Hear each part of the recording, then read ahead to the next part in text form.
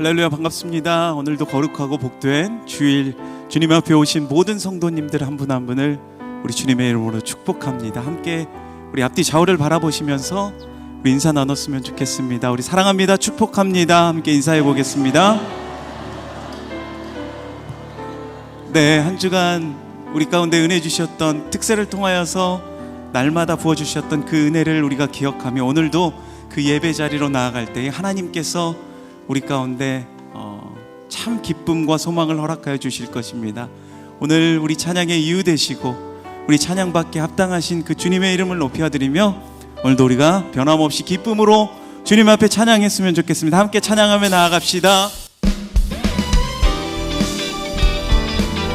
우리 함께 박수치며 주님을 높여드립시다.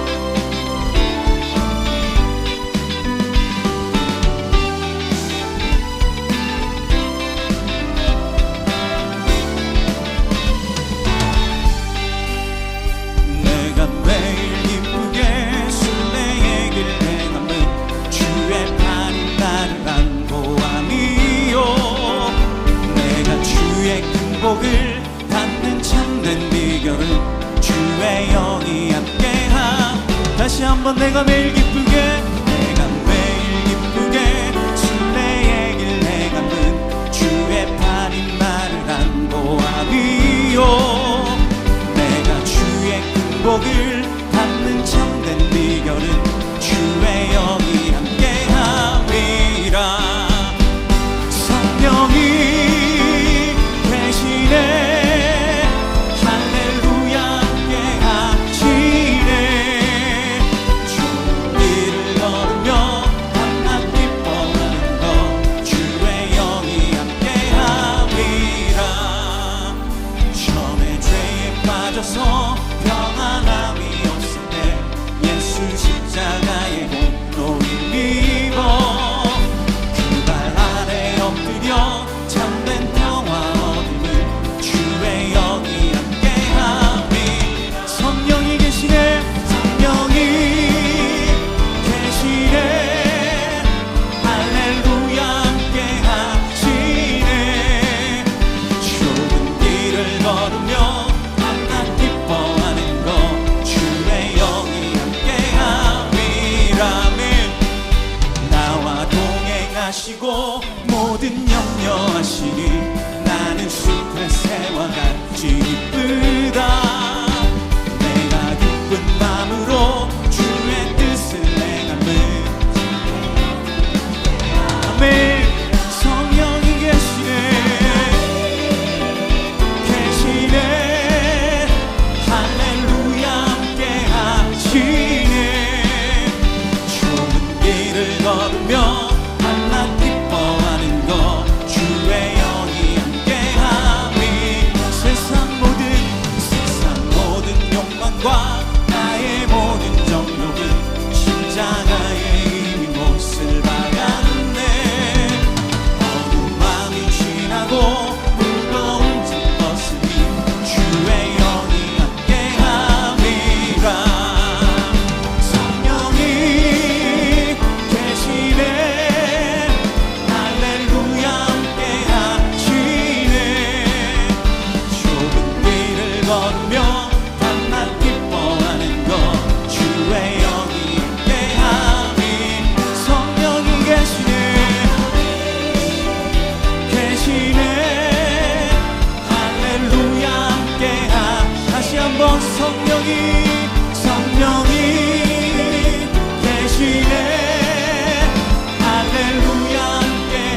한 번 더 성령이 계시네, 계시네. 할렐루야 함께 하시네. 좋은 길을 걸으며 밤낮 기뻐하는 것 주의 영이 함께 함이라며. 주의 팔에 그 크신 팔에 안기세.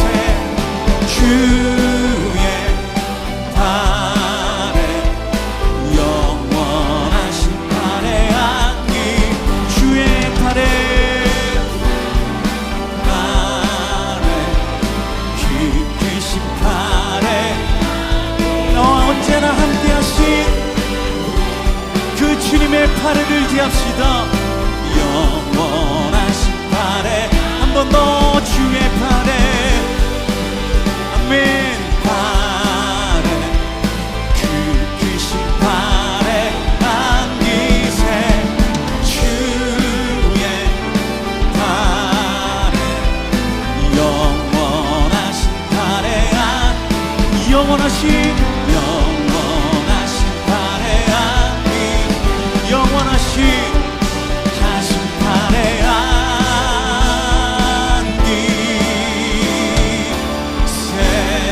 할렐루야. 언제나 우리와 함께 하시며 우리의 참 기쁨 되신 주님께 감사와 경배의 박수 드립시다. 아멘.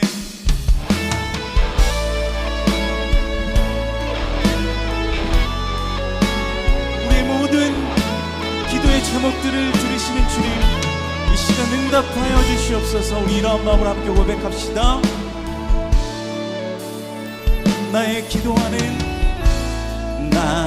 기도하는 것보다 더욱 응답하시라 하나님. 나의 생각하는 것보다 더욱 이루시는 하나님. 우리 가운데 역사하신 능력대로 우리를 간구함을 넣지도록 능히 하실 주님께 모든 영광과 존귀 찬양과 경배를 돌릴지어다. 모든 영광과 존귀 찬양과 경배를 돌릴지어다. 나의 기도하는 것보다 더욱 응답하실 하나님. 나의 생각하는 것보다 더욱 이루시는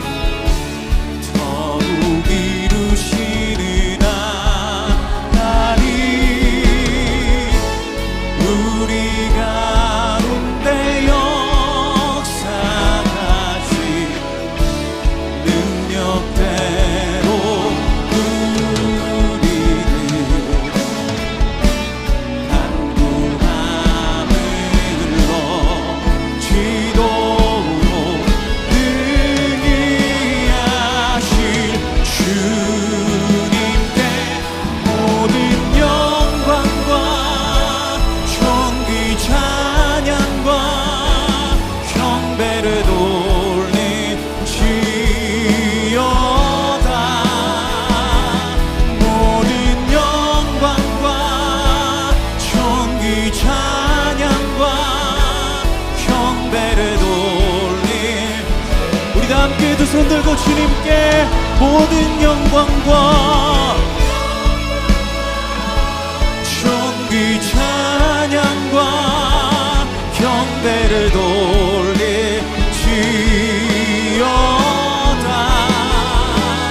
모든 영광과 존귀 찬양과 우리 다시 한번 모든 영광을 주님 앞에 올려드리면서 모든 영광과 존귀 찬양과 경배를 돌릴지어다.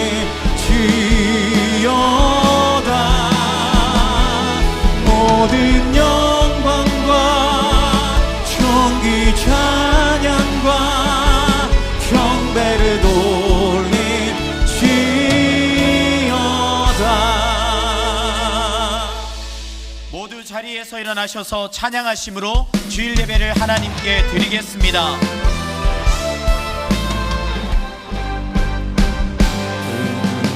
주의 자비를 따라 한없는 은혜 증량할까. 영광을 떠나 이 땅에 오신 죄를 지신 구주 예수, 주의 십자가 내게 말하네. 영원이란 용납되네. 아름다우신과 나는 주의 것 그리스도 나의 산소나. 할렐루야 주를 찬양하여라. 할렐루야 자유케 하셨도다. 죄의 저주 끊으신 주께 구원이 있도다. 주 예수 나의 산소나. 할렐루야 주를 찬양하여라. 할렐루야 자유케 하셨도다. 죄의 저주 끊으신 주께 구원이 있도다. 주 예수 나의 산소나. 그리스도 나의 산소나. 당신은 나의 산소나. 아멘.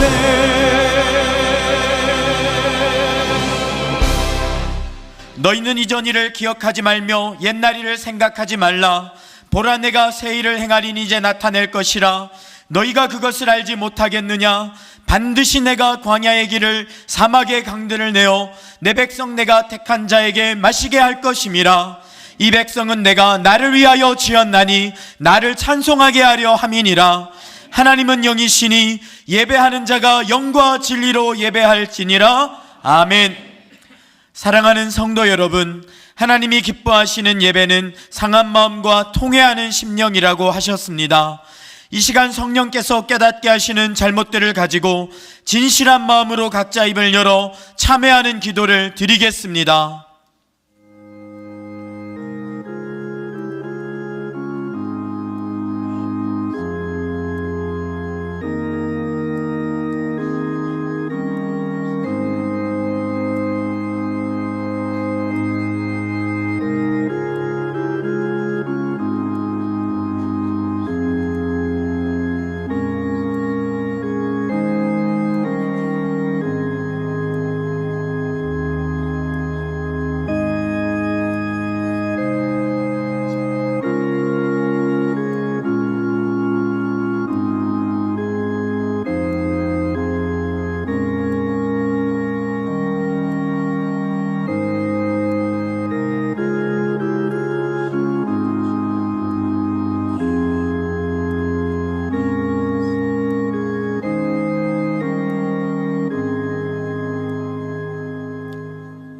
만일 우리가 우리 죄를 자백하면 그는 미쁘시고 의로우사 우리 죄를 사하시며 우리를 모든 불의에서 깨끗하게 하실 것이요.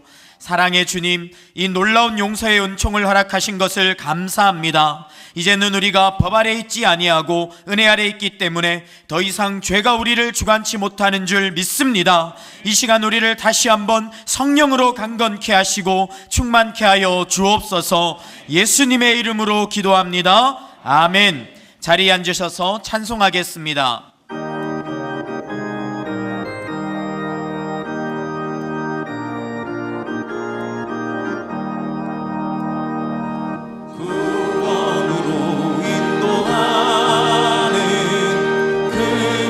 참 좁으며 생명으로 인도하는 그 길은 참 험하니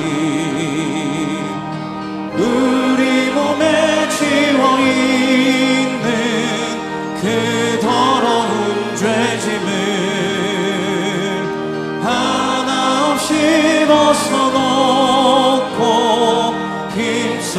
들어갑시다. 구원으로 인도하는 그 좁은 문 들어가 영생으로 인도하는 그 생명길 갑시다. 이 세상에 많은 사람 큰 문으로 들어가 넓은 길로 갈지라도 멸망으로 끝나니 세상 헛된 부귀영화 모두 내어버리고 주의 말씀 순종하여 그 생명길로 갑시다. 구원으로 인도하는 그 좁은 문 들어가 영생으로 인도하는 그 생명길 갑시다. 구원의 문 열렸으니 주의 공로 힘입어 주저 말고 들어가서 생명길로 갑시다. 구원의 문 닫힌 후엔 들어가고 싶으나 한 번 닫힌 구원의 문 또 열려지지 않으리. 구원으로 인도하는 그 좁은 문 들어가 영생으로 인도하는 그 생명길 갑시다. 저희 모두의 꿈과 소망과 기쁨이 되시는 거룩하신 하나님 아버지, 이 시간 하나님의 영광이 가득하며 구원의 감격과 은혜가 충만한 복된 예배가 온전히 드려질 수 있도록 저희 마음을 정결케 하여 주시고 성령으로 충만케 하여 주시옵소서. 저의 마음으로 고백하는 모든 죄를 용서하여 주시고 이인호 목사님을 통해 주실 말씀을 기대하며 아멘으로 화답하는 복된 시간이 되게 하여 주시옵소서. 목사님을 통해 선포되는 생명의 말씀들로 큰 은혜를 받게 하여 주셔서 믿음이 더욱더 견고해지고 굳건해지며 어떠한 고난과 염려와 두려움으로부터 이겨낼 수 있는 힘과 지혜와 권능을 얻는 복된 시간이 되게 하여 주시옵소서. 신실하신 하나님 아버지, 계속되는 특별 새벽 부흥회 가운데 어린 자녀들로부터 장년까지 모든 교우들이 함께하여 빌립보서를 통해 주시는 귀한 말씀들을 잘 듣고 분별하여 하나님께서 저희를 향한 계획하심과 소명을 깨닫는 축복의 시간이 되게 하여 주시옵소서. 주시는 말씀 안에서 지식과 총명이 자라나게 하여 주시고 하나님의 온전하신 사랑을 깨달으며 예수님 안의 삶이 얼마나 가치가 있는지 복음의 소중함을 확증하는 능력의 특세가 될 수 있도록 친히 인도하여 주시옵소서. 또한 많은 성도님들이 받은 은혜로 말미암아 한 마음과 한 뜻으로 부르짖어 기도할 때 모든 불의가 사라지고 오로지 하나님의 공의와 통치가 세상 열방 가운데 온전히 임하기를 소망합니다. 이 땅에 전쟁이 속히 멈춰지게 하여 주시고 하나님의 평강과 평화가 모든 열방 가운데 충만할 수 있도록 인도하여 주시옵소서. 좋으신 하나님 아버지, 이렇게 은혜가 가득하고 기도와 말씀이 충만한 축복의 자리를 함께하지 못하는 환우분들을 위해서 기도드리기를 원합니다. 주님께서 사랑하시는 환우분들을 찾아가 주시고 온전히 치료하여 주시고 건강을 회복시켜 주셔서 하나님께서 주신 재능을 온전히 오로지 하나님의 영광을 위해서 귀하게 쓰임받는 축복의 삶을 살아갈 수 있도록 은혜 베풀어 주시옵소서. 하나님 아버지, 저희가 모이게 힘쓰는 교회가 되기를 소망합니다. 다락방 예배에 모든 성도님들이 함께 할 수 있도록 시간과 환경을 지켜주시고 굳건한 믿음을 허락하여 주시옵소서. 교제와 나눔을 통해서 그리스도의 장성한 분량까지 자라나도록 인도하여 주시고 부름받은 귀한 일꾼들로 모두가 세워지는 축복의 통로로 귀하게 쓰임받게 하여 주시옵소서. 다락방을 통해 나눈 말씀들과 또 받은 은혜를 세워주신 가정 안으로 흘러 넘쳐나가기를 소망합니다. 가정 안에서 말씀과 찬양과 기도가 가득하며 하나님만을 섬기는 복된 가정들이 다 되게 하여 주시옵소서. 맡겨주신 귀한 자녀들을 말씀으로 잘 양육하고 훈련하며 기도로 세워가는 모든 가정들이 되게 하여 주시고 다음 세대 하나님의 존귀한 지체들로 쓰임받는 축복의 자녀들이 되게 하여 주시옵소서. 교회 곳곳마다 저희의 헌신과 섬김을 기다리고 있습니다. 섬김이 필요한 것에 저희의 마음이 있게 하여 주시고 주신 달란트대로 여러 사역에 지원하여 함께 헌신하며 주신 섬김의 감사와 기쁨이 충만할 수 있도록 인도하여 주시옵소서. 이 시간도 예배를 위해서 여러 곳에서 묵묵히 섬김을 다하는 귀한 손길들을 기억하여 주시고 찬양으로 영광 올려드린 임마누엘 찬양대 찬송을 기쁘게 받아 주시옵소서. 우리를 죄에서 구원하신 예수님의 이름으로 기도드립니다. 아멘. 내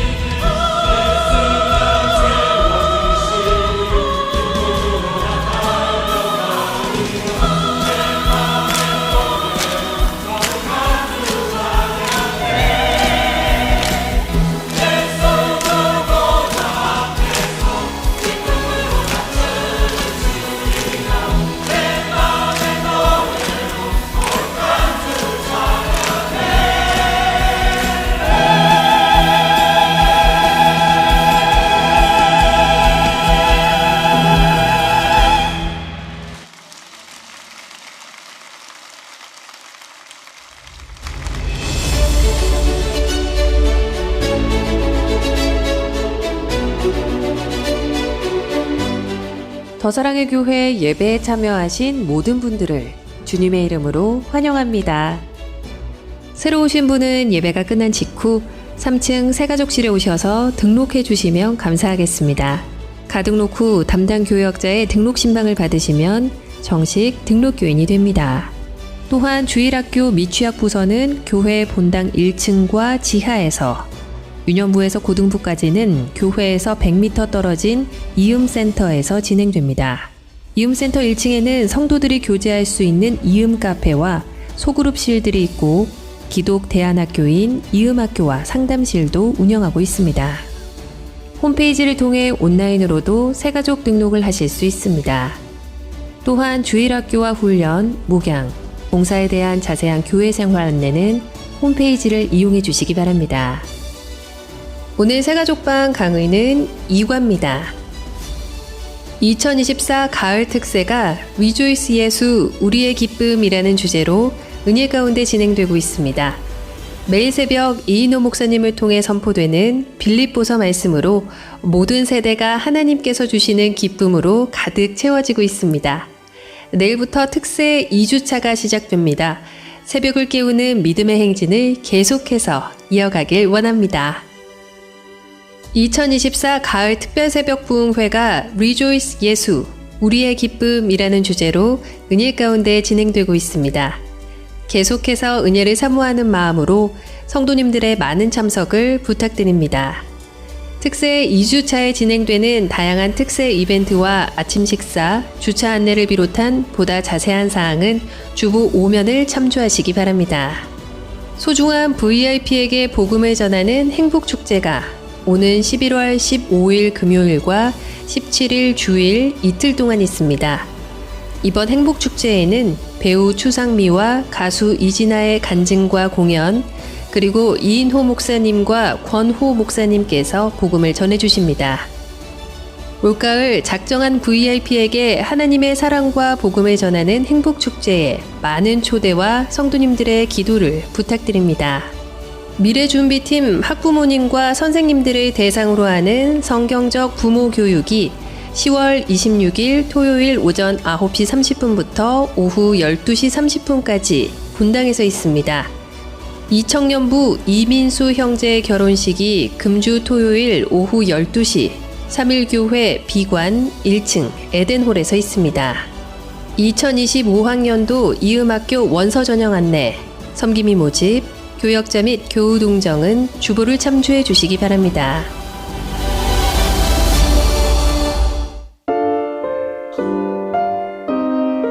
할렐루야, 더사랑의 교회의 모든 학부모님들을 사랑하고 축복합니다. 부모가 된다는 것은 하나님께서 주신 특별한 부르심이자 큰 책임입니다. 자녀의 신앙과 삶을 세우는 일은 결코 쉽지 않은 여정이죠. 그 여정을 돕기 위해 미래준비팀에서 성경적 부모교실을 준비했습니다. 성에 대해 눈을 뜨기 시작한 우리 아이, 어떻게 성경적으로 가르쳐야 할까요? 진로 고민이 많은 우리 아이, 어떻게 하면 신앙 안에서 비전을 발견할 수 있을까요? 자녀가 올바른 성 가치관을 세우도록 어떻게 지도하면 좋을까요? 가정 예배를 통해 가정이 천국되고 교회되는 은혜를 경험하시기를 축복합니다. 하나님께서 우리에게 맡기신 가장 귀한 사명 중 하나는 바로 우리 자녀를 믿음으로 양육하는 일입니다. 부모로서 어떻게 하나님의 뜻을 따라 자녀를 사랑하고 양육할 수 있을지 고민하고 계시다면 이번 성경적 부모교실은 그 고민에 답을 줄 귀한 시간이 될 것이라고 확신합니다. 함께 하나님의 말씀 안에서 올바른 부모 역할을 배우고 또 가정을 세워가는 귀한 시간이 되리라고 확신합니다. 우리 성도 여러분, 또 많은 학부모 여러분의 관심과 참여를 부탁드립니다.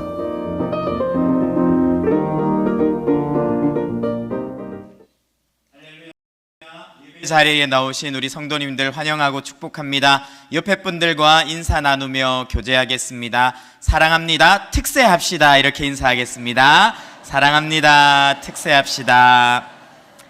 주일 예배에 처음 오신 분들을 기쁨으로 환영합니다. 등록을 하시거나 안내를 받기 원하시는 분들은 예배 후 3층 새가족 등록실로 오시면 필요한 도움과 안내를 받으실 수 있습니다.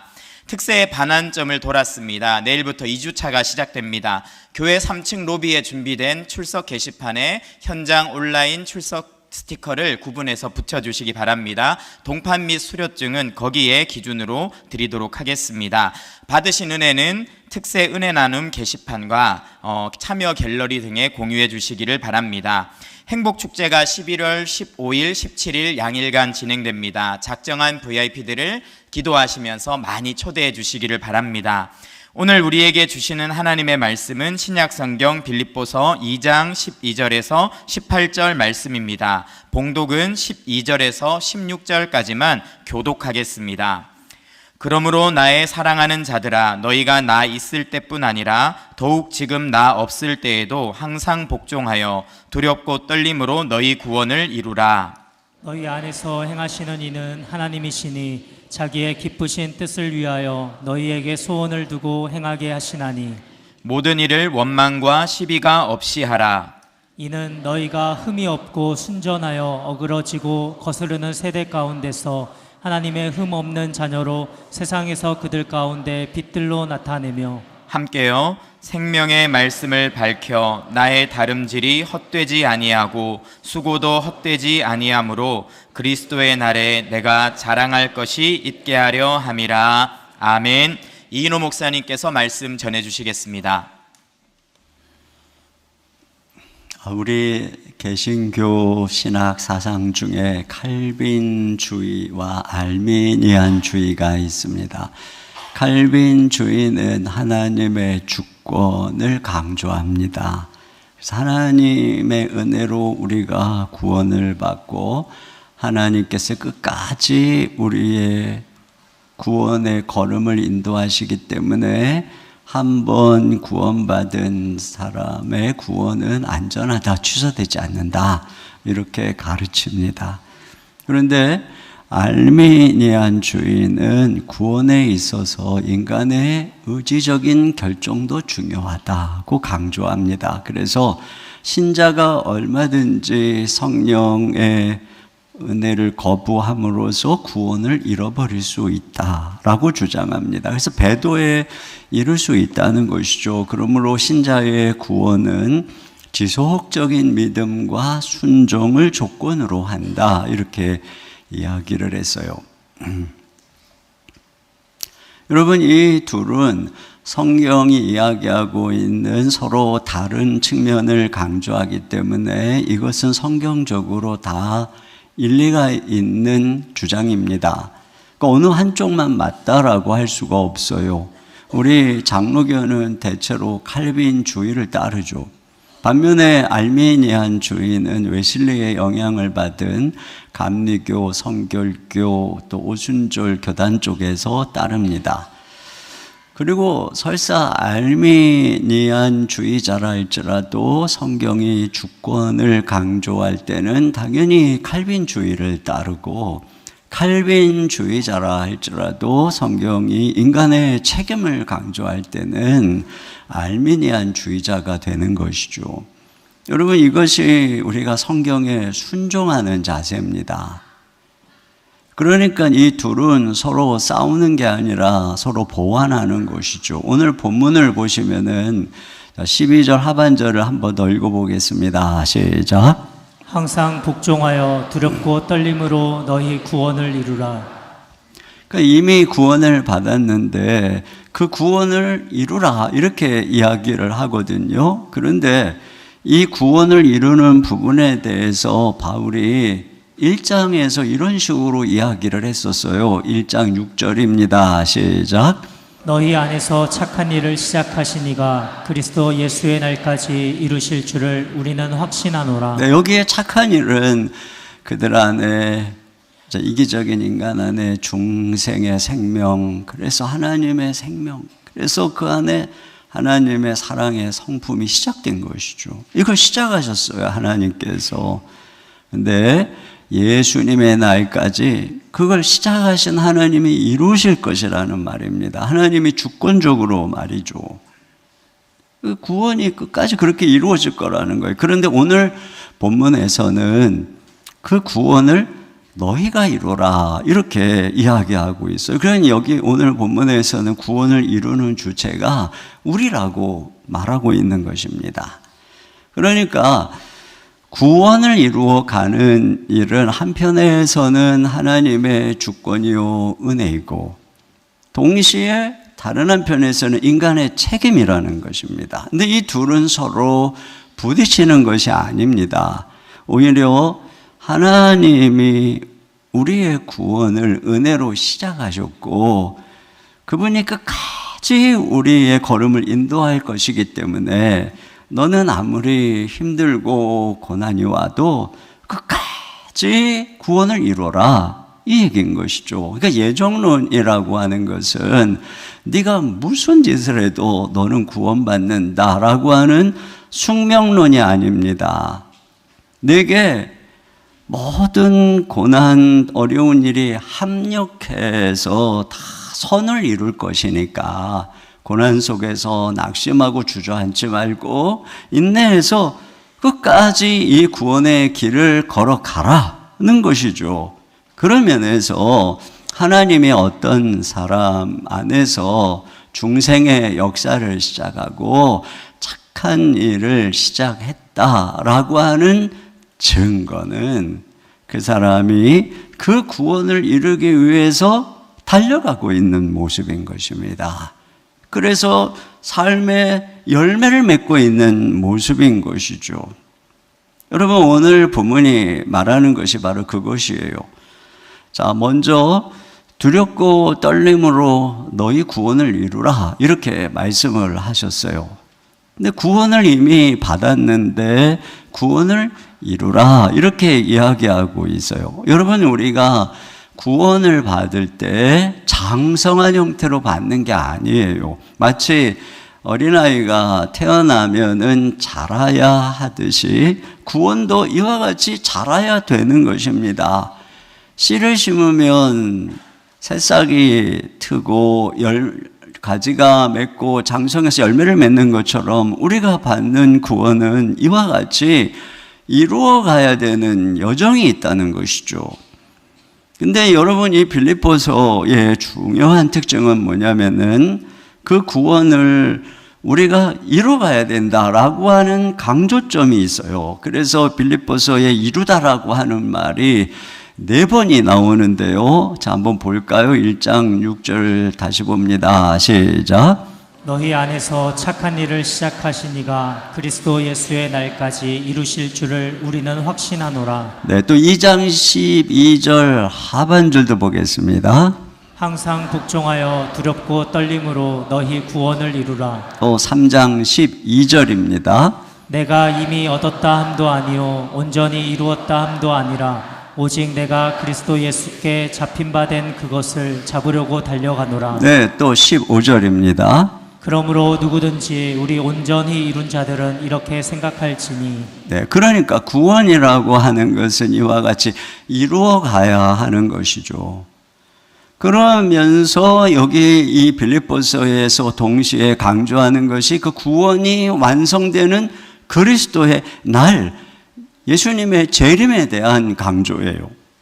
그래서 아까 읽었던 1장 6절도 그리스도 예수의 날까지 이루실 줄 우리가 확신하노라 그랬고요. 또 10절도 보겠습니다. 시작. 너희로 지극히 선한 것을 분별하며 또 진실하여 허물 없이 그리스도의 날까지 이르고. 네. 또 오늘 우리가 읽은 이 본문의 결말도 16절 하반절에 그리스도의 날에 나로 자랑할 것이 있게 하려 함이라 이렇게 되어 있어요. 또 3장 20절도 함께 보겠습니다. 그러나 우리의 시민권은 하늘에 있는지라 거기로부터 구원하는 자 곧 주 예수 그리스도를 기다리노니. 네, 이와 같이 우리가 그날까지 주님 앞에 서는 그날까지 그때 아름다운 모습으로 나타나기 위해서 구원을 이루어 가야 된다는 것이에요. 그래서 바울은 거듭거듭 자기가 어떻게 이 구원을 이루기 위해서 분투하는지 달려가는지 그걸 표현하고 있어요. 3장 14절 말씀을 같이 보겠습니다. 표대를 향하여 그리스도 예수 안에서 하나님이 위에서 부르신 부름의 상을 위하여 달려가노라. 네, 그렇습니다. 그래서 여기 빌립보서를 보면은 바울이 지극히 개인적인 신앙 간증을 통해서 내가 어떻게 이 구원을 이루어 가고 있는지, 어떻게 달려가고 있는지 이걸 보여주고 있어요. 그러니까 구원을 받았어요. 그런데 구원을 이루어 가야 되는 과제가 남았다는 것입니다. 그런 면에서 그 구원을 두렵고 떨림으로 이루라 이렇게 이야기한 것을 주의할 필요가 있습니다. 이 두렵고 떨림으로 구원 이루라고 하는 말을 칼빈주의자의 입장에서 본다면 분명히 이렇게 얘기를 하겠죠. 이건 결코 구원을 잃어버릴까 봐 두렵고 떨라는 말이 아니다. 우리가 얻은 구원은 안전하다. 그러므로 우리가 이 구원을 우리 힘으로 지키려고 두려워하고 무서워하고 떨 필요가 없다. 맞는 말입니다. 여러분, 우리를 향한 하나님의 사랑을 아무도 끊을 수가 없어요. 종종 우리가 연약해서 손을 놓아도 주님은 절대 우리의 손을 놓지 않을 것이기 때문에 그런 것이죠. 그런데 왜 두렵고 떨림으로 구원을 이루라고 했을까요? 이것은 경고입니다. 너의 구원을 자만하지 말고 조심하라는 경고죠. 여러분, 우리 주변에 보면은 실제로 분명히 그 사람 구원을 얻은 것 같았는데 지금은 구원을 잃어버린 것처럼 보이는 사람들이 꽤 있어요. 제가 아는 한 어느 선교단체의 간사님은 엄청 열심히 학생 사역을 하던 분인데 이단으로 빠져 들어가 버렸습니다.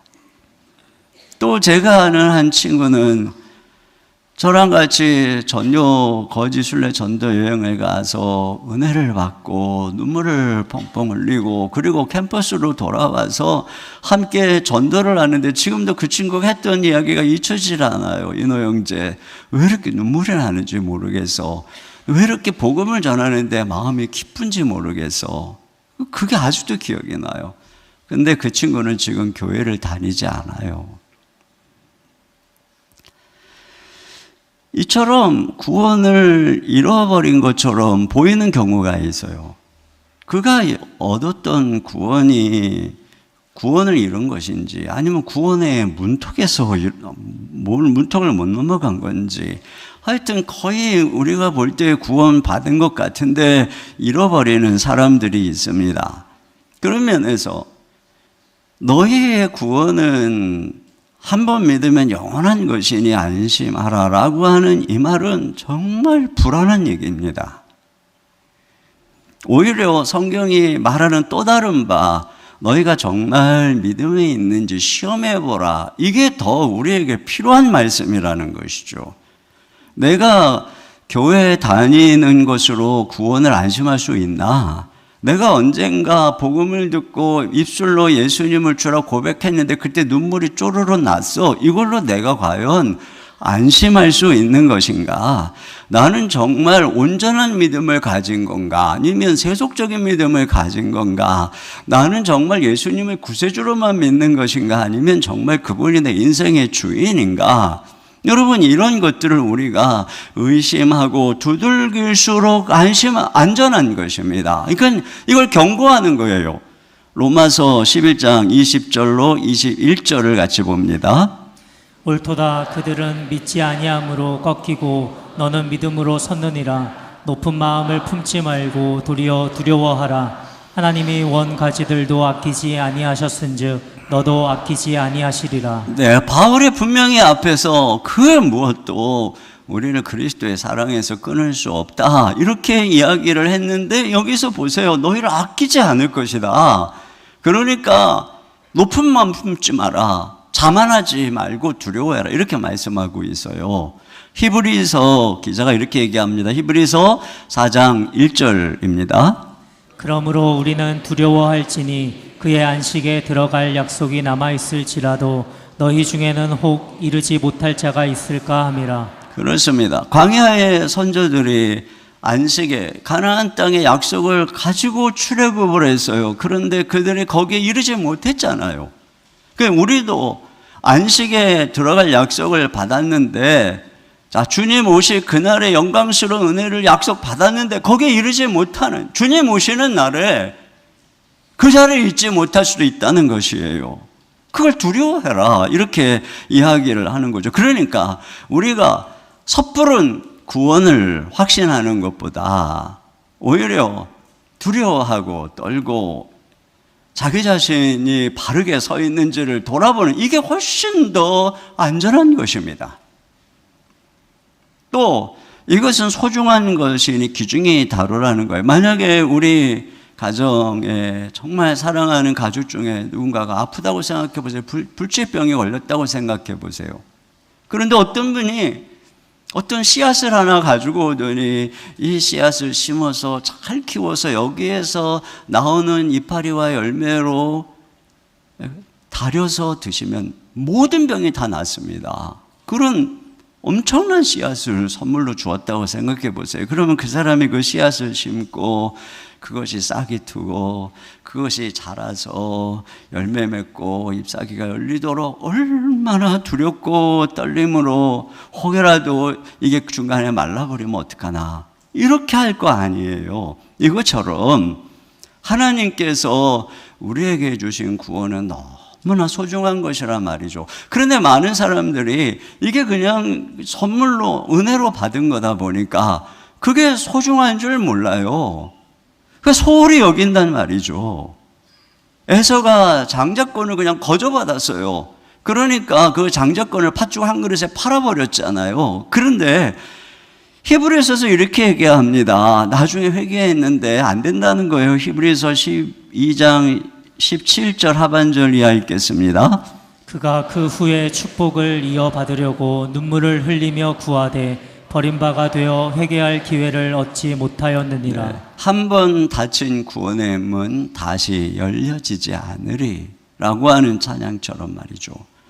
그러니까 우리가 소홀히 여기지 말고 지금 너희가 받은 구원이 얼마나 중요한 것인지 기억하라는 것이고, 또 이것은 주님과의 관계에 최선을 기울이라는 것이에요. 여러분, 우리가 오직 예수님을 믿음으로만 의롭다함을 얻는 것이지 우리의 행위로 우리가 구원을 받고 구원을 우리 행위로 스스로 이루어가는 것이 아닌 것입니다. 그러니까 전적으로 우리는 그리스도의 의로 말미암아 주님 앞에 서게 되는 것이에요. 그렇기 때문에 여러분, 나에게 정말 중요한 것은 한 가지죠.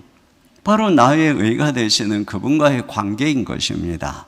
내가 정말 그분을 믿고 있는가, 그분에게 붙어 있는가, 그분 안에 있는가, 이 한 가지만 중요해지는 것이에요. 그렇기 때문에 바울이 뒤에 3장에 가면은 자기가 예수 그리스도의 의로 의로워지는 것을 깨닫고 이 예수님을 아는 지식이 가장 고상하다고 고백하면서 나머지를 다 자랑하던 것들을 배설물로 여깁니다. 그러면서 그가 뭐라 그러냐면은 내가 그리스도를 얻고 그 안에서 발견되기를 원한다. 내가 그 분께 붙잡힌 바 된 그것을 내가 잡으려고 쫓아간다. 이렇게 얘기를 하고 있어요. 그러니까 우리가 두렵고 떨림으로 구원을 이루라고 하는 것은 이 질차적으로 주님과의 관계, 여러분, 이것에 최우선을 기울여야 된다. 날마다 그분과 동행해야 된다라고 말하고 있는 것입니다. 여러분, 그런 면에서 우리가 주목해야 될 단어는 복종입니다.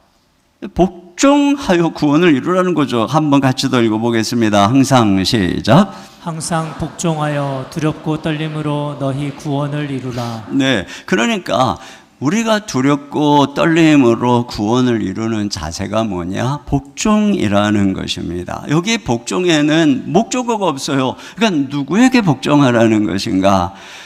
물론 우리는 하나님께 복종하는 거예요. 또 예수님께 복종하는 것이죠. 그런데 여기 목적어를 두지 않은 것은 일부러 그렇게 한 것입니다. 우리가 하나님께 복종하기 때문에 그 사람의 삶에 나타나는 자세가 뭐냐? 그게 복종이라는 거예요. 대인관계에 있어서 누구에게 핍박을 받든지 어떤 누구랑 뭐 갈등과 이해관계가 있든지 하나님을 위해서 모든 관계에서 나타나는 신자의 특징이 뭐냐? 복종이라는 것입니다.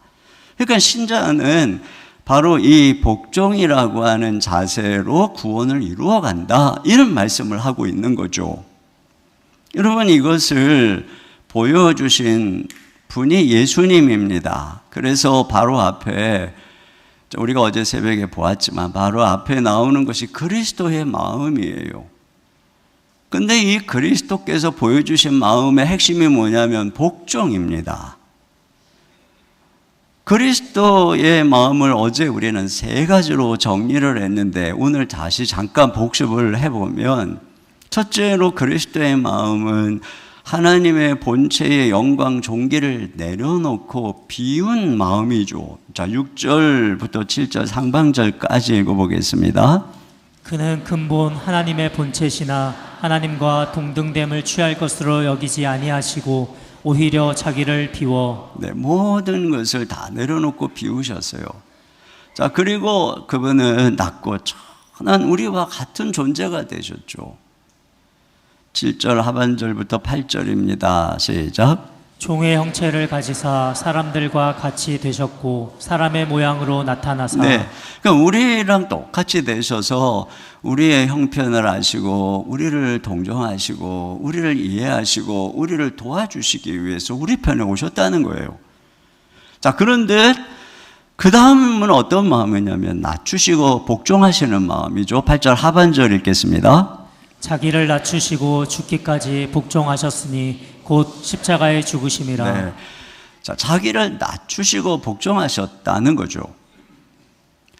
주님께서는 사실 이미 낮추셨잖아요. 그분이 하나님으로서 마땅히 누려야 되는 그 영광과 존귀를 다 내려놓으시고 다 비우셨어요. 이게 낮추신 거죠. 더 나아가서는 우리 종과 같은 마음을 품으시고 우리랑 똑같이 되셨어요. 그러니까 여러분, 신이신 하나님이신 그분이 피조물과 같은 모양으로 온다는 이 자체가 이게 낮춤이죠. 하늘에서 땅까지 내려오신 성육신, 이게 얼마나 엄청난 낮춤입니까? 그런데 여기 뭐라 하냐면 또 낮추셨다는 거예요. 어디까지 낮추셨다고 하냐면은 복종하셨다는 거죠. 이건 뭐예요? 종이 되셨다는 것입니다. 그 여기에서의 낮춤은 예수님이 종이 된 종으로서의 복종이죠. 과거의 노예들은 여러분 까다롭게 주인이 학대를 해도 그걸 묵묵히 견뎌야 됐습니다. 굉장히 상처를 주고 하대를 하고 그래도 항상 온유하고 정중하게 반응을 해야만 했습니다. 생사여탈권을 주인이 가지고 있었습니다. 여러분, 이와 같이 주님은 종이 돼서 복종하셨다는 거예요. 십자가의 길로 끌고 가시는데 주님이 거기다 대고 욕을 하시거나 맞서 싸우시거나 하지 않고 무슨 대꾸를 하시거나 이것이 없이 말 없이 온유하게 어린 양처럼 복종하셨다는 것이죠. 이것이 바로 예수님이 보여주신 태도였다는 거예요. 이렇게 주님이 낮아져서 복종하셨더니 하나님이 높이셨다는 것이죠. 가장 존귀한 이름, 존귀한 권세로 주가 되시는 그런 자리까지 높이셨어요. 여러분, 이것이 바로 예수님이 이루신 구원의 완성입니다. 그러면 예수님은 어떻게 구원을 이루셨나요? 그 핵심이 무엇입니까? 그것이 바로 겸손과 복종으로 구원에 이른 것입니다. 어떤 경우에도 싸우거나 원망하거나 욕하지 않으시고 끝까지 어린 양처럼 복종함으로써 주님은 그 영광스러운 자리에 이르셨다는 것이에요. 그러면 여러분, 우리에게 있어서 구원의 완성은 그날에 우리도 예수님과 함께 그 영광의 자리에 참여하는 것입니다. 그러면 우리가 그리스도의 날에 그 영광의 자리에 이르기 위해서 오늘 우리는 어떻게 구원을 이루어 가야 하느냐? 그거죠. 그것을 바로 얘기하는 게 그게 복종이다. 예수님께서 하셨던 것처럼 겸손과 복종으로 구원을 이루어가는 것이다. 이렇게 말을 하고 있는 것이에요. 그러니까 우리가 어떤 경우에도 싸우지 않고 욕하거나 비난하거나 예수님처럼 맞서지 않는 것, 이게 바로 복종인 것이고, 원망하고 불평하지 않는 것이 복종하는 삶이고, 늘 온유함으로 반응하고, 내가 자존심이 상해도 화가 나도 맞서지 않고 온유함으로 반응하는 것이 복종이고, 그를 오히려 축복하고 선대하며 기도하는 것이 예수님이 하셨던 복종이란 말이죠. 그러니까 우리가 우리에게 주어진 구원을 이러한 복종으로 항상 복종해서 두렵고 떨림으로 너희 구원을 이루라, 이렇게 말씀을 하고 있는 것입니다. 제가 몇 번 이야기를 했지만 바로 이 본문에서, 이 본문 주님의 복종을 묵상하다가 제가 받았던 은혜니 다시 생각이 났어요. 언젠가 제가 한동안 거의 10년 가까이 금요일마다 오전에 여러분 다락방 하는 그 시간에 큰술 모임을 갔습니다. 근데 처음에 이제 좀 다니다가 회의가 들었어요. 몇 가지 이유가 있었죠. 자꾸 모이다 보니 인격적으로 마음이 상하는 일이 생기기도 하고, 시간 낭비라는 생각도 들고, 또 자꾸 했던 얘기 또 하고, 또 나하고 다른 스타일의 다른 목사님들을 보면서 또 이해가 안 되는 부분도 있고, 그러니까 이런저런 생각을 하면서 내년부터는 그만 나가야 되겠다, 이렇게 이제 생각을 하고 있었어요. 연말쯤에. 그러다가 그때 제가 말씀 묵상을 하는데 아침에 보았던 말씀이 바로 이 예수 그리스도의 이 마음, 그리고 이 복종에 대한 말씀이었어요. 근데 이 말씀을 이렇게 묵상하는데 주님께서 저에게 그렇게 말씀을 하시는 거예요. 너 복종을 배워야 된다. 네가 거기 가서 유익을 얻는 것도 중요하고 또 창조적으로 시간을 보내는 것도 중요한데 네가 정말 거기 가서 배워야 될 것은 복종이다. 자꾸 했던 말 또 반복하는 그 목사님의 말씀을 다른 목사님들은 다 잘 듣고 인내하는데 너만 왜 그러냐? 너 잘난 척하지 말고 복종을 배워라. 겸손함을 배워라. 너보다 그들을 낮게 여겨라. 다른 사람을 포용하는 법을 배워라. 주님이 그날 아침에 저에게 그렇게 말씀하셨어요. 근데 제가 나가지 말아야 되겠다고 하는 마음을 내려놓고 말씀에 순종한 거죠. 그래, 내가 배워야 되겠다. 복종을 배워야 되겠다. 그 이후로 계속 나간 거예요. 10년 가까이. 자존심이 상해도 온유함으로 반응하고, 그래, 복종 배우라 그래서 상처받아도 안 받은 척하고, 이해 안 되고 마음에 안 들어도 그래, 인내하자. 복종을 배웠어요. 근데 그렇게 시간이 지나면서 결과적으로 그 모임에서 팀켈러 목사님과 연결이 되고, 시티2시티 코리아가 생기고 TGC 코리아가 생기고, 이 두 개가 합쳐져서 복음과 도시 한국교회 연합 운동의 모임이 생기고, 더 나아가서는 이런 것들의 과정을 통해서 우리가 로잔 대회까지 함께 참여하고 나가는, 여기까지 오게 된 거예요.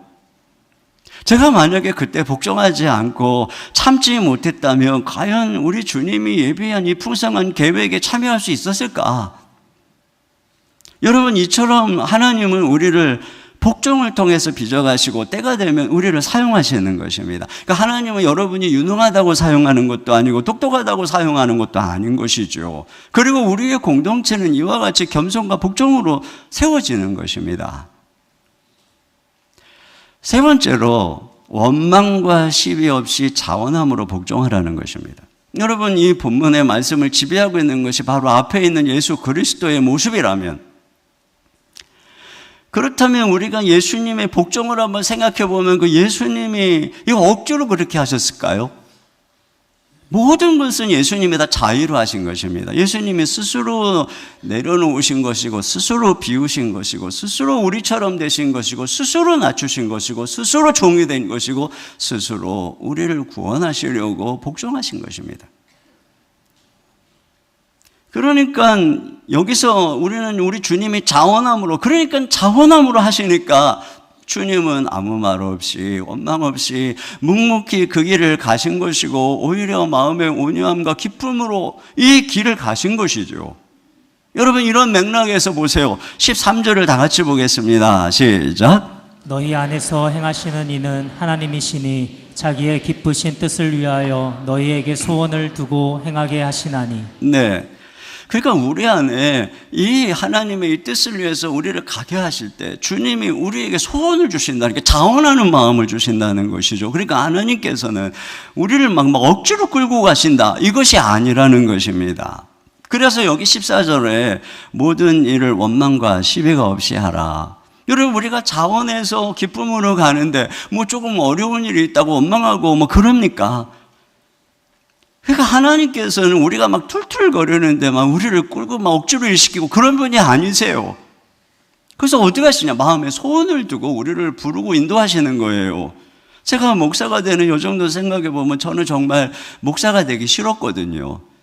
왜 저랑 어울리는 것 같지도 않고, 뭐 제가 그렇게 막 뭐 그냥 이렇게 활달한 성격도 아니고, 또 그 당시에 목사님들의 초라하고 고난스러운 삶을 보면서 저는 정말로 목사가 된다는 생각은 정말 티끌만큼도 가져본 적이 없습니다. 그런데 어떤 분이 저를 위해서 기도하면 목사가 되게, 조혜종이 되게 달라는 기도가 나올 때 저는 정말 가슴이 철컥 내려앉고 이게 웬 날벼락인가 이런 생각이 들었고, 제가 그분한테 제발 기도하지 말아달라고 막 애원을 했습니다. 그렇게 시간이 갔는데 어느 날 주님의 은혜가 제게 임했고, 제가 말씀을 펴서 새벽마다 도서관에 가서 묵상을 하는데 너무너무 은혜가 큰 거예요. 예수님이 너무 좋은 거예요. 도서관에 앉아서 말씀을 묵상하고 눈물을 흘리고 그러다 보면 말씀이 꿀성이 같고 다른 공부가 안 되는 거예요. 내 인생을 정말 주님을 위해서 이 하나님의 말씀 앞에 다 드리고 싶은 거, 막 이런 게 막 마음에 막 충만한 거예요. 그러다 보니 마음속에 그 분에게 기도를 시켰던 것처럼 제가 신학교를 가야 되겠다, 이런 생각이 드는 거죠. 제가 이 길을 간다 그러면 이 가난한 부모님 아들만 바라보고 희망을 삼았던 부모님이 실망할 건 뻔하고, 아버지가 결사반대할 것은 뻔하고, 그러니 내가 신학 공부하는데 지원받지 못할 것도 뻔하고, 내 앞으로의 길은 가난한 신학생의 길이라는 게 뻔한 거죠. 그러나 저는 너무나 간절했기 때문에 실제로 그런 반대 속에서 신학교를 갔어요. 그리고 그 상황에서 공부를 하는데 지금도 기억에 생생해. 어느 날 열심히 신학을 공부하고 성경을 연구하는데 딱 기숙사에 시계를 보니까 새벽 3시인 거예요. 나도 모르게 새벽 3시가 됐어요. 근데 내가 이렇게 신학을 공부하고 성경을 연구하니 너무너무 기뻐서 막 그때 눈물이 벌컥 난 거예요. 너무너무 좋아서. 여러분, 주님은 이와 같이 막 우리를 억지로 시키는 게 아니에요. 폐결핵에 걸리고 그러다가 뭐 학비 벌어야 되고 몸은 약하고, 그 너무너무 인생의 힘든 연단의 과정이 다가왔죠. 그렇다고 제가 하나님께 불평을 하고 원망을 하고 그러지 않았어요.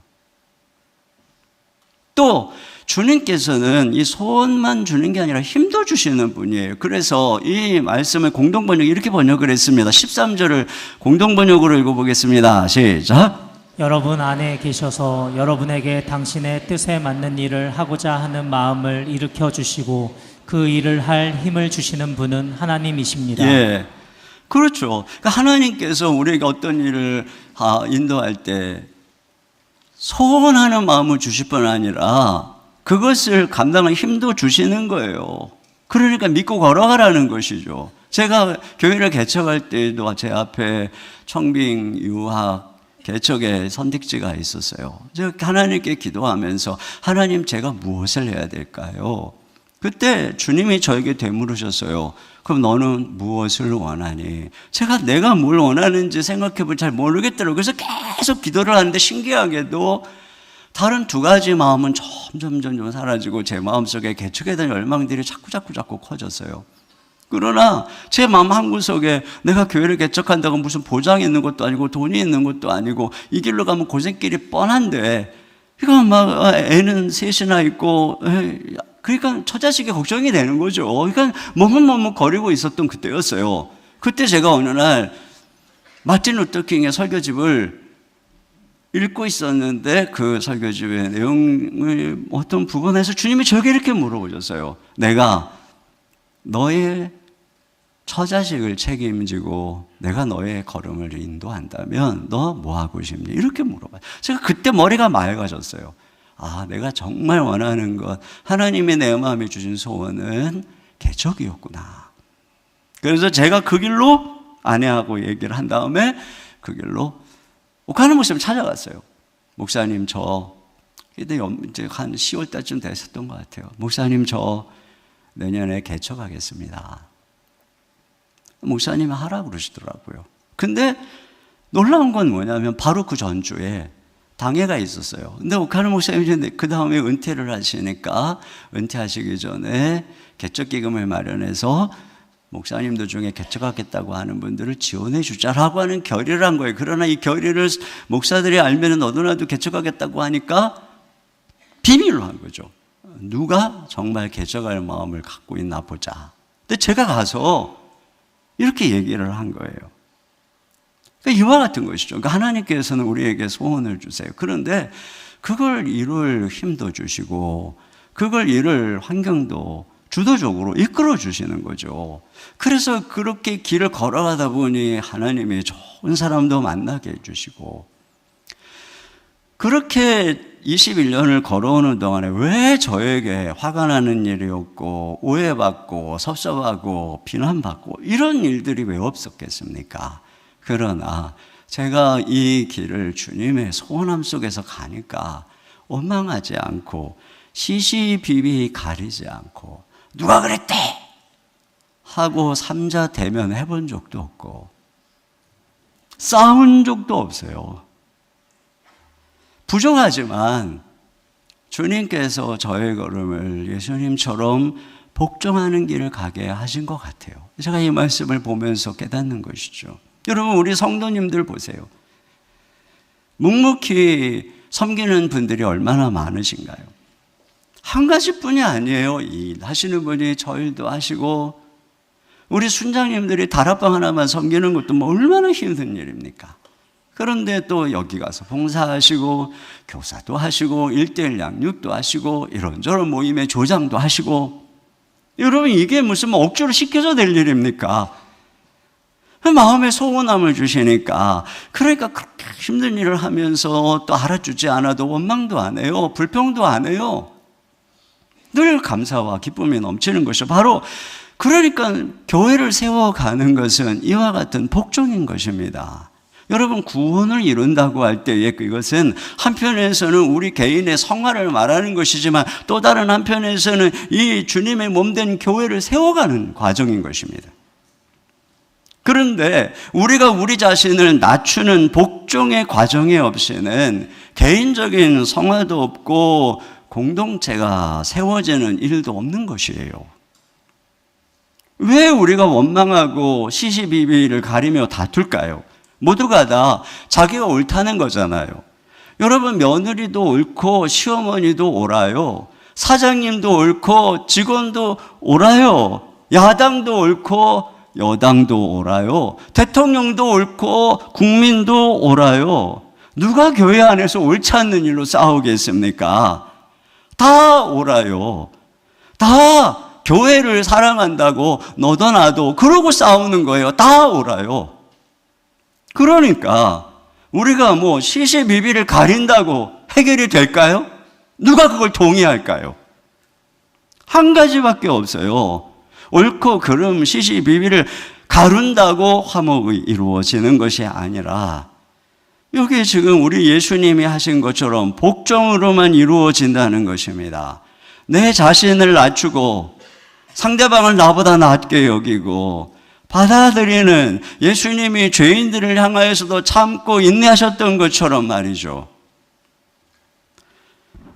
그렇게 복종으로만 평화가 이루어지는 것입니다. 그리고 하나님은 그런 사람을 높여주시는 거예요. 이것이 예수님을 따라가는 신자의 삶이라는 것입니다. 복음이 우리에게 와서 하는 일이 무엇인가요? 내가 중심이고 내가 옳다고 생각하는 우리가 드디어 우리의 자아가 십자가에 못 박히고 순종하는 사람이 되게 하는 것입니다. 복음이 하는 건 바로 그거예요. 불순종의 아들들이 순종의 아들들이 되게 하는 것. 아무리 상황이 이해가 안 되고 어려워도 광야여도 순종하면서 걸어가는 것. 결국은 성숙한 성품은 하나님이 쓰시는 사람의 성품은 한 가지입니다. 겸손해서 복종하는 성품인 것이에요. 결국 결론은 복종을 통해서 흠없이 빛나는 성도로 나타난다는 것입니다. 빌립보서 2장 15절을 같이 읽겠습니다. 이는 너희가 흠이 없고 순전하여 어그러지고 거스르는 세대 가운데서 하나님의 흠 없는 자녀로 세상에서 그들 가운데 빛들로 나타내며. 네, 여기 나타난다고 그랬죠. 그러니까 우리가 이와 같은 예수님처럼 겸손과 복종의 길을 걸어가면 결국에는 우리가 흠도 없고 티도 없었고 순전해서 세상 가운데 빛들로 나타난다는 것입니다. 여러분, 나발이 다윗을 모독했을 때 너무 화가 났죠. 그러잖아도 사울에게 쫓기면서 너무너무 힘든데 저 나발 같은 놈이 감히 나를 모욕해? 그래서 그가 군사들을 데리고 나발을 죽이러 갑니다. 그때 아비가일이 나타나죠. 나타나서 다윗을 가로막고 엎드려서 이렇게 얘기합니다. 당신이 싸우는 전쟁은 거룩한 전쟁입니다. 하나님의 전쟁입니다. 그런데 왜 사사로운 복수를 통해서 저 개 같은 나발을 죽임으로써 당신의 이 거룩함에 흠을 남기려고 하십니까? 그 말에 다윗이 칼을 다시 꼽아요. 그랬기 때문에 결국은 그가 복종을 한 거죠. 주님의 말씀에 복종을 한 거예요. 그렇기 때문에 그가 나중에 왕이 될 때 사사로이 복수의 칼을 들었다는 그 오해, 흠이 없었던 것입니다. 사울이 다윗을 죽이려고 그렇게 쫓아다니지만 다윗이 하나님의 기름 부음 받은 자라고 생각을 했기 때문에 죽일 기회가 돼도 죽이지 않고 그와 싸우거나 욕하지 않고 그를 향하여 선대하고 심지어 그를 보호했습니다. 이렇게 할 때에 결국은 하나님은 다른 방법으로 그들을 치시고 결국은 다윗이 왕이 될 때 그에게는 흠이 없었어요.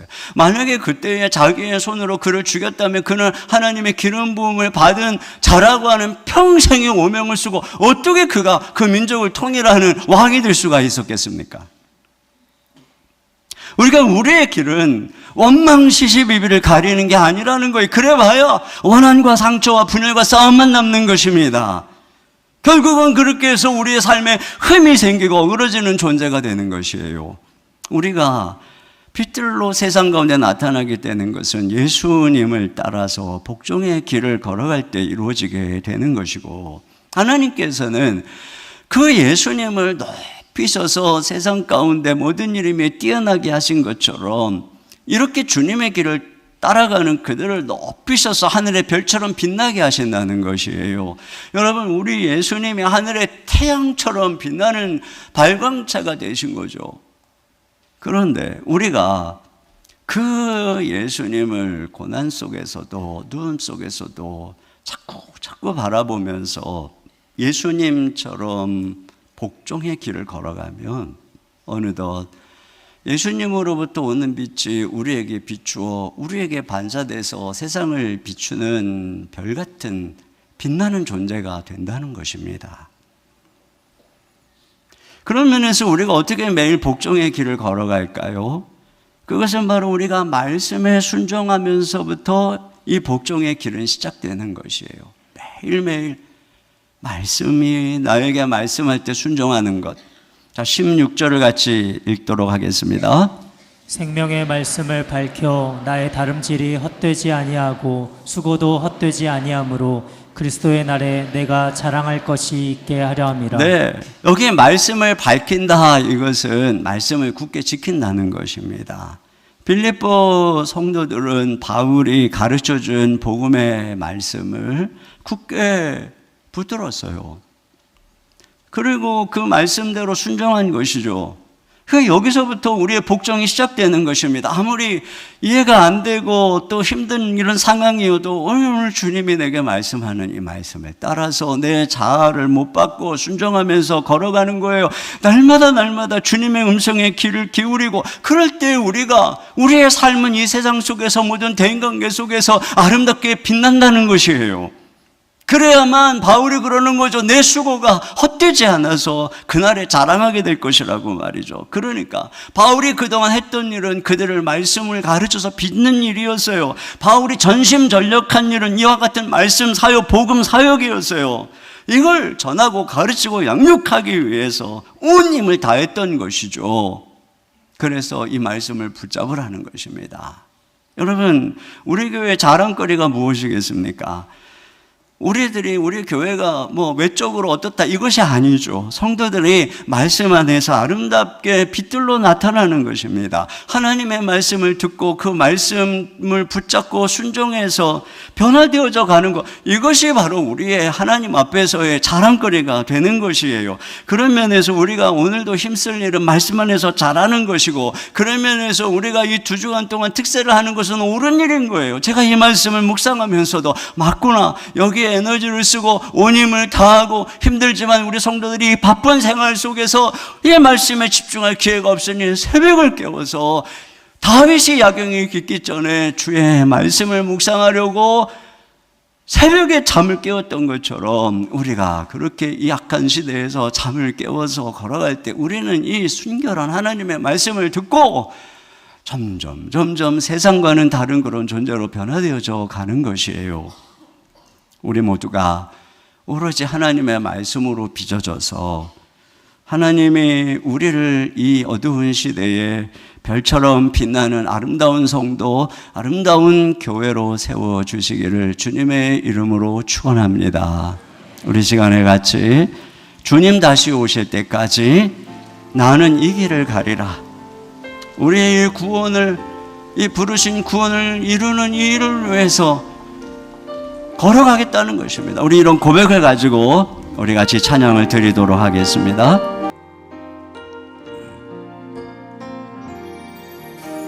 주님 다시 오실 때까지 나는 이 길을 가리라.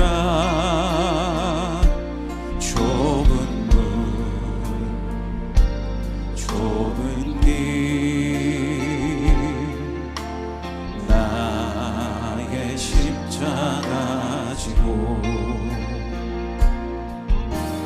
나의 가는 이 길 끝에서 나는 주님을 보리라. 영광의 내 주님 나를 맞아주시니 주님 다시 오실 때까지 나는 일어나 달려가리라. 주의 영광 온 땅 덮을 때 나는 일어나 노래하리.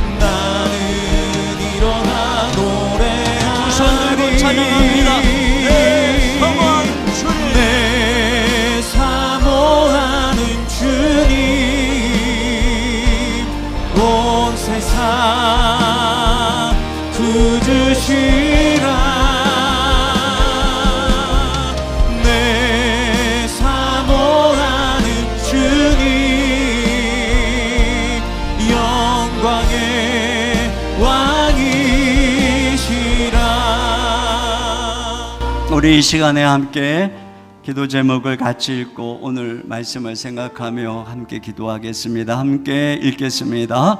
구원을 자만하지 않고 두렵고 떨림으로 우리가 받은 구원을 소중히 여기며 구원을 이루어 가게 하소서. 아멘. 내려놓고 비우시고 낮추시며 복종하신 예수님의 마음으로 겸손과 복종을 배우게 하소서. 늘 온유하고 축복하는 복종으로 구원을 이루게 하소서. 아멘.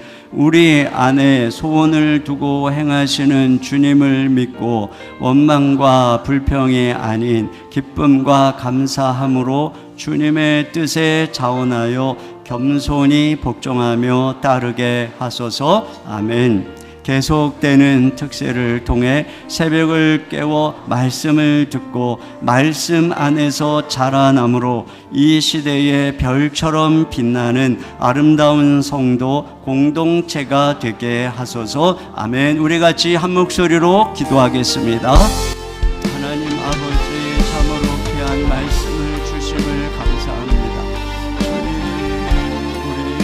우리에게 주어진 구원을 자만하거나 소홀히 하지 않게 주시옵소서.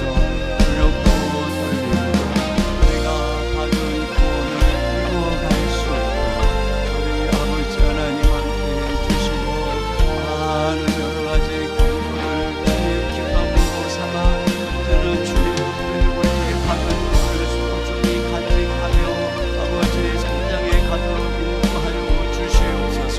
주님, 우리도 예수님의 내려놓고 비우시고 낮추시고 복종하여서 그 영광의 자리에 이르렀다는 것처럼 우리도 예수님처럼 그렇게 아버지 하나님 우리 자신을 낮추고 겸손과 복종으로 온유함으로 사랑을 향하고 다시 우리 주 예수님만 따라갈 수 있도록 내려 주시고 주님이 원하신 그 구원을 이루어갈 수 있도록 아버지 하나님 함께 하시고 인도하여 주시기를 원합니다.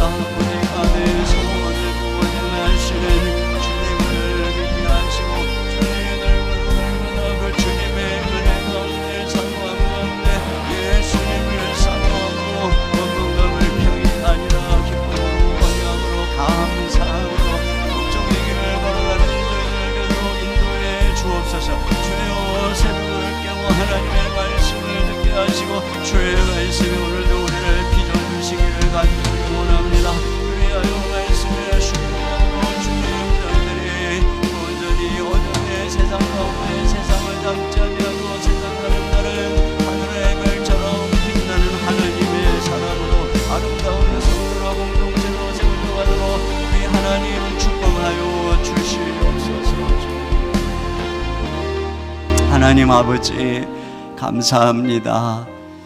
우리가 얻은 구원이 얼마나 소중하고 귀중한 것인지 깨닫게 해주시고 두렵고 떨림으로 구원을 이루게 해 주시옵소서. 우리 주 예수님이 복종으로 구원을 이루셨던 것처럼 주님, 우리도 복종함으로 겸손함으로 온유함으로 원망하지 않고 시비하지 않음으로 온전히 말씀을 따라 복종함으로 주님, 우리가 이 구원을 이루고 우리를 통해 아름다운 하나님의 나라 공동체가 세워지도록 인도하여 주시옵소서. 이 일을 감당할 때마다 우리의 마음에 소원을 주시고 기쁨을 주시고 주님 나라의 사모함을 더하여 주시옵소서. 그래서 언제나 주님 참으로 기쁨과 감사로 주를 따라가게 하시고 새벽을 깨워 우리 모두 다시 주님의 이 순결한 말씀 앞에 서기를 원합니다.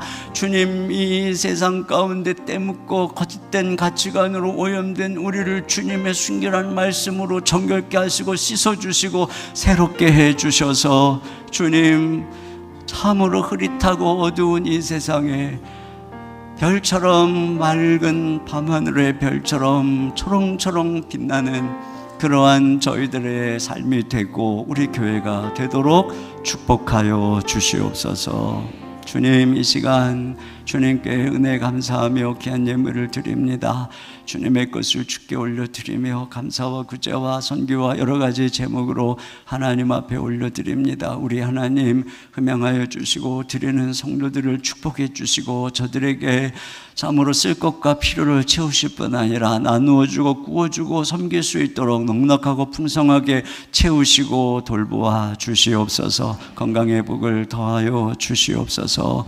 특별히 우리 사랑하는 자녀들을 눈동자같이 지켜주시고 한 달 안으로 다가온 입시 때문에 1년 동안 또 수년 동안 달려오고 또 걸어가고 있는 우리 사랑하는 자녀들에게 찾아가셔서 주님의 위로와 평강으로 함께해 주시옵소서. 지혜와 총명을 덧입혀 주시옵소서. 강하고 담대하게 하여 주시옵소서. 건강을 덧입혀 주시옵소서. 집중력을 더하여 주시옵소서.